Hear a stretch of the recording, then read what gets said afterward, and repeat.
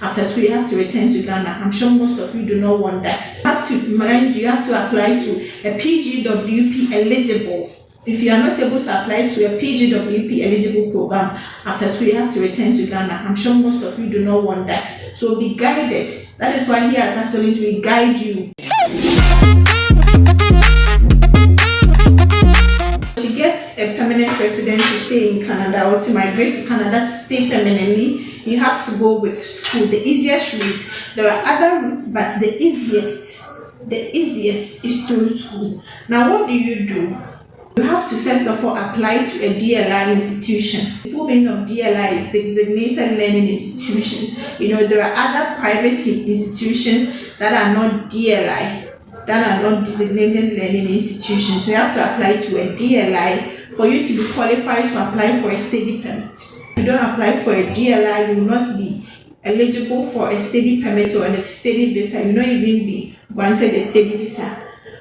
So when you apply to a DLI, you have to apply for programs that are post-graduation work permit eligible, PGWP eligible. Now, in Canada, not all programs would permit you to stay back in the country and work. So after school, one of the benefits you are going to get as a Canadian or as an international student is that after school, you can get up to like 2 to 3 years post-study permit to stay back and work. Make sure you choose a DLI institution, check the requirements, make sure you are eligible for the programs, check the province you are going to study. We have different provinces, so it guides you on the details on your LOA to be able to apply your visa. Okay, so we have different provinces.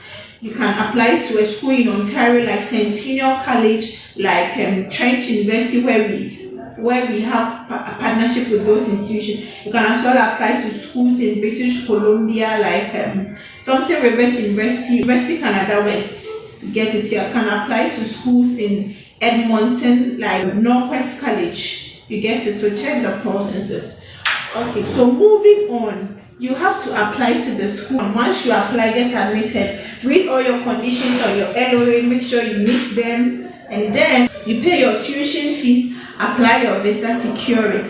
Now, whilst in school, Canada has given you the opportunity to work 24 hours per week. These working experiences count to apply for your permanent residency. These working experiences count, and the number of hours you work also counts, because to apply for permanent residency, you need a total, you must have worked for no less than a year.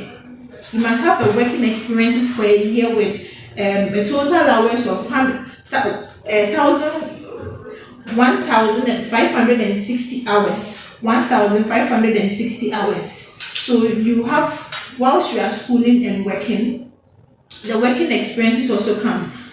Some of the admissions or some of the programs you are applying to, we are fortunate to have core program, that is field placement. So it also might serve as a sort of working experiences. So after graduation, I mentioned if you schooled a year, you'll be given a year post-study work permit. If you school for 2 years, you get 2 years post-study work permit or 3 years post-study working permit.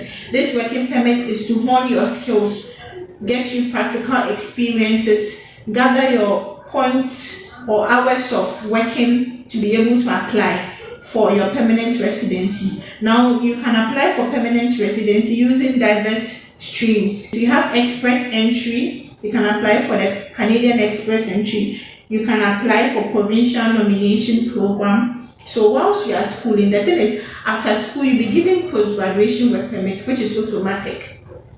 Your PGWP is automatic, depending on the program you study, is automatic. And you have to apply to a PGWP eligible.